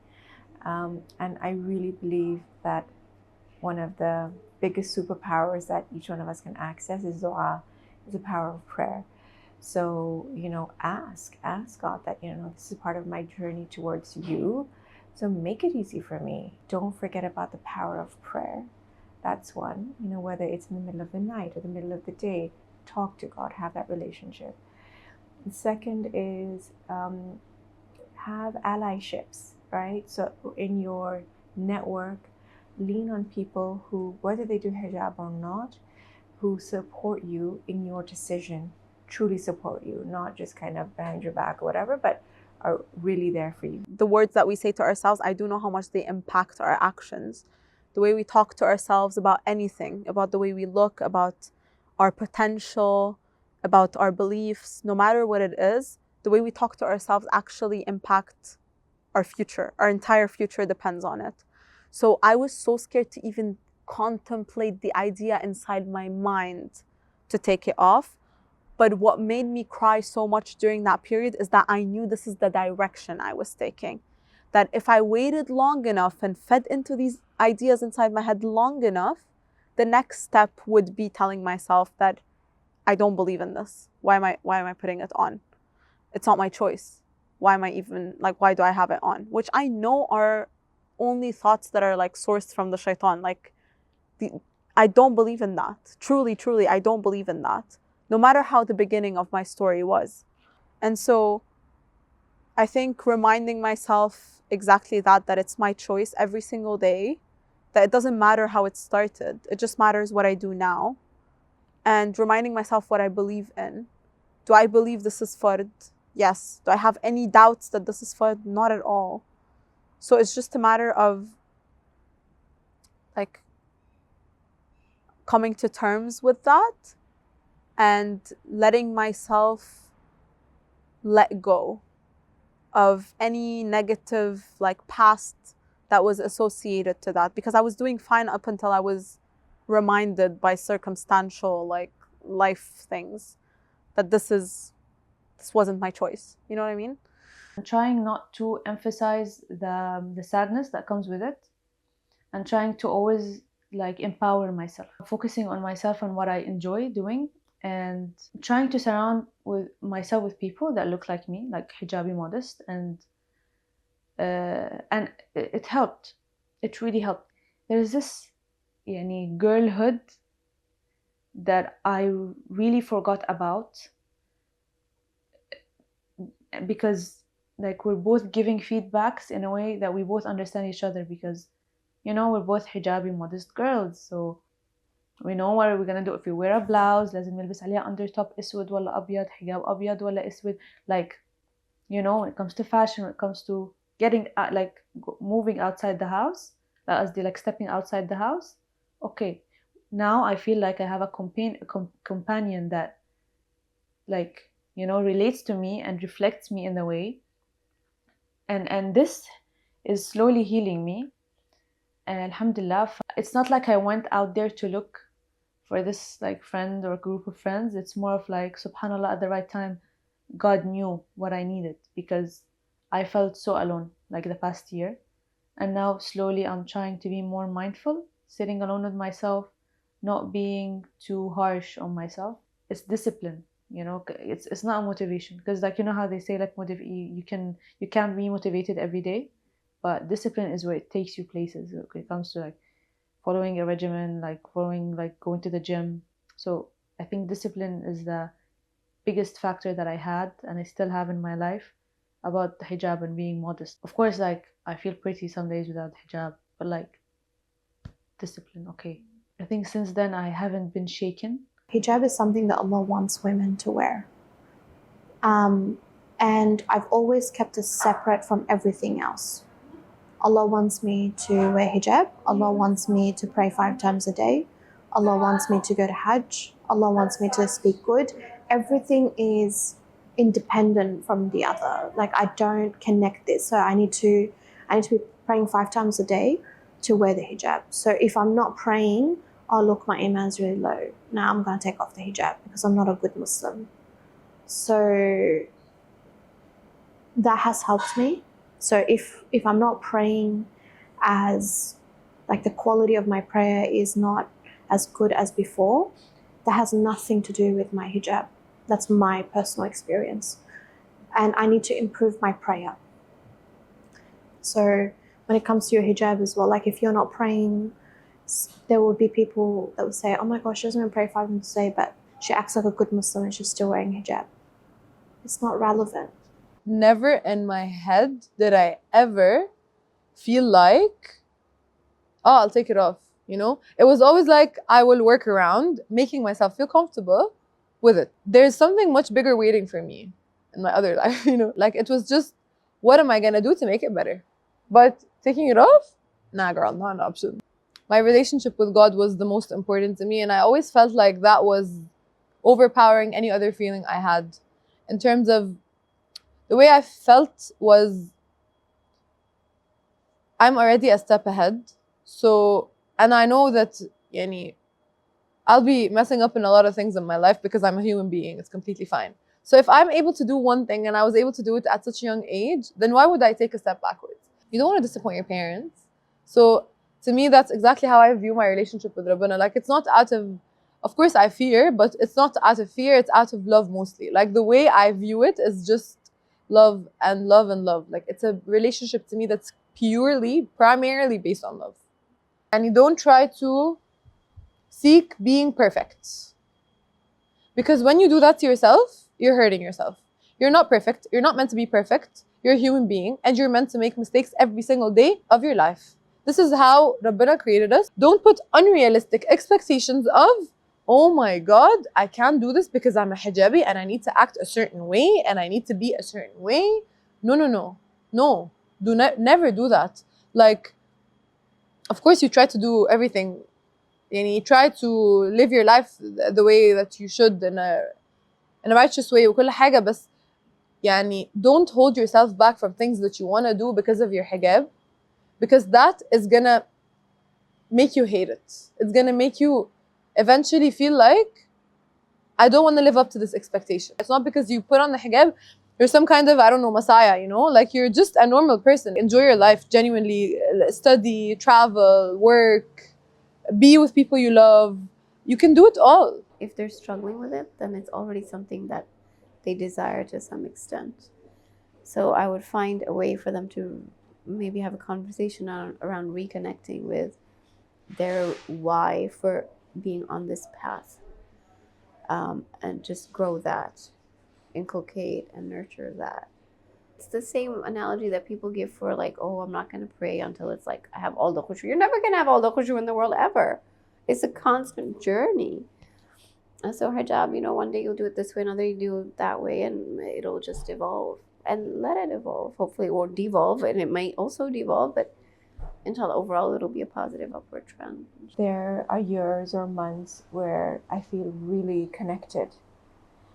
And there are times when there is guilt, because I know that there are some things in my life that I'm not doing the way that I could, you know, the could, would, should. And I know that we have to be kind to ourselves as well. But I'm kind of being very open in terms of there has been that guilt that accentuates some parts of my journey in my relationship with God. I have, however, almost always felt an incredible love and grace from Him. Because sometimes people who know the trials that I've gone through, mostly in the personal front, they say, like, how can you, be so positive, or how can you still feel like there's light around you and it's not dark? And how can you still feel light inside you? And I think it's because I do believe, even when I'm guilty, when I feel guilty, I do believe that He loves me so much and that He loves all of us so much. So I think that comfort, that cushion of knowing that He is always there and He is graceful, I think that has been kind of not the strong thread, but like a really strong rope and a really nice hammock that kind of cocoons you and makes you feel comfortable and safe where you are, even in situations where I've been physically unsafe and emotionally unsafe. That deep recognition, that compass that turns to Him, like everybody says, what's your North Star? The North Star for me is Allah, is His divine light and the hope and the joy that even in the midst of very dark situations, I was able to feel that. I'd say just give it a go. It's not as complicated as people make it seem. It's a tenet of your faith. It's just one aspect. It doesn't have to be perfect. Hijab is not about perfection. It's about your intention. It's about your connection. And it is slowly evolving practice like any other part of your religion. Like, you have to try and make your prayer better every day. You have to try and make your reading of the Quran better every day. And just like that, hijab will also get better. But it will empower you in ways that you cannot imagine. And it will free you from aspects of physical beauty. It'll make people look at you for who you are. And that's just an amazing feeling. And you can just start and see where it goes. Take a leap of faith. Also, this pressure that once you wear the hijab, then you can do no wrong, that's unfair. I think Shaitan targets you the most once you've done something good. And it will be the same for hijab. Once you make that decision, you will see these whisperings coming from different directions in terms of people and their opinions and your own feelings. So don't give in to that. At some point, when you reach that point where it's like, this is something that you want, but it's just a matter of taking that step, you have to dive in head first. There is no way in life that you're gonna regret it or hate it, because it's your choice. And this is something that you want. It's just, you're scared. And it's okay to be scared. Like, it's so normal actually to be scared. Once you take that decision, God will open up doors that you never thought could open up for you. You'll actually feel so at peace. Because it's like, finally, you made a decision for yourself that you wanted to do all along.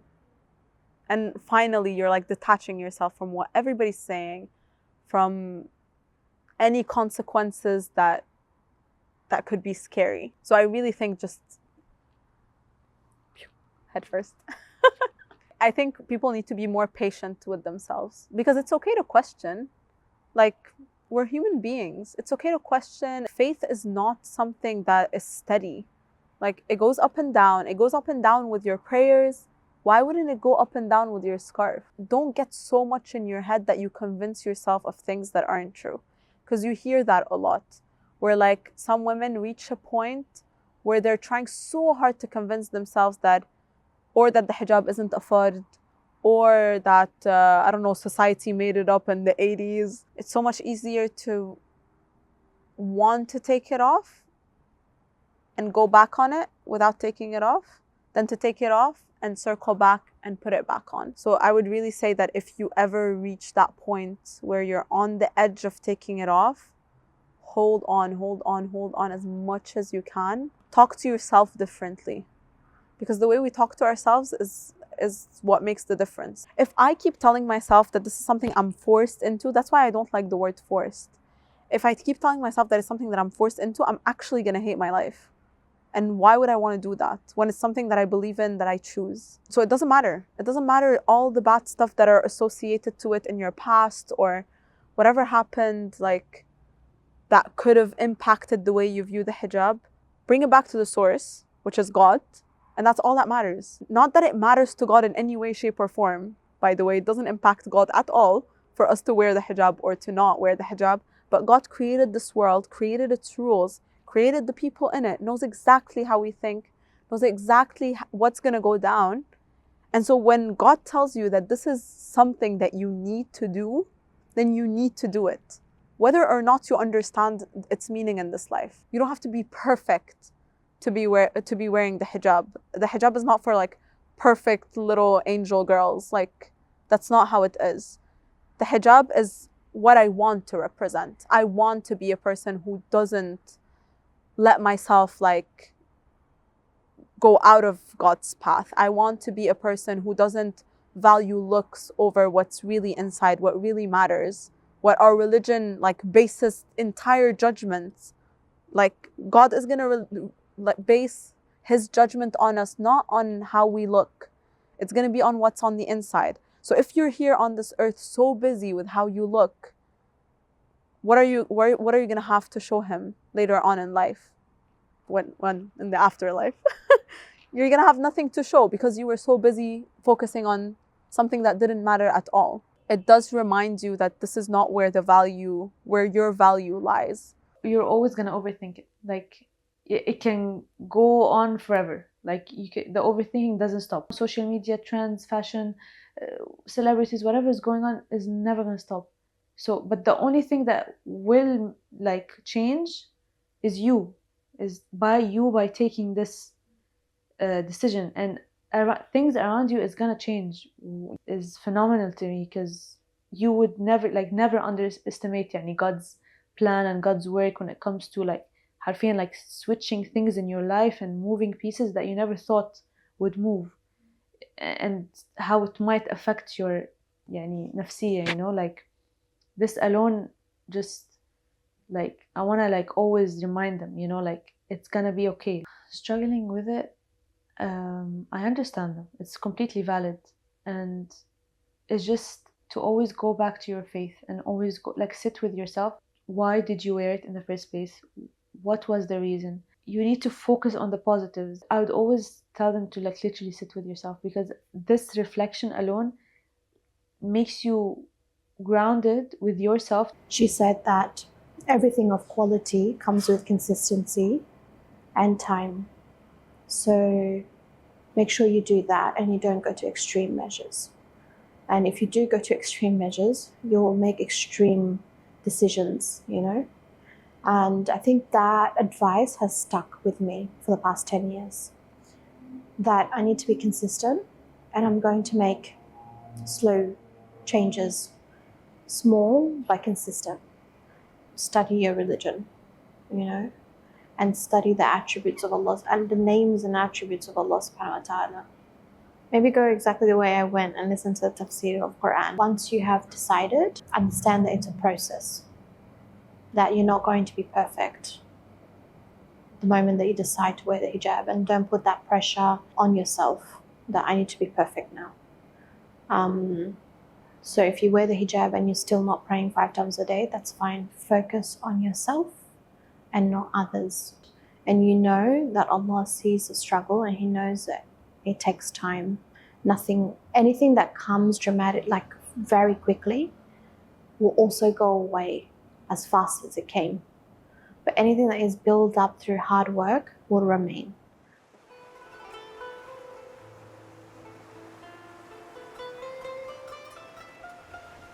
This villa by the sea wanted to bear witness how my sunken heart becomes light, that it wasn't just the ocean that brings her tide close and far and the moon pulls her in. God wanted to embrace me. Light upon light, it felt like the sun hugging my face in the depths of night. Someone once told me not to make my day of death be the day I put the hijab on. To not leave myself to be covered only when death calls me. In this borrowed body, this fabric lightens my way home.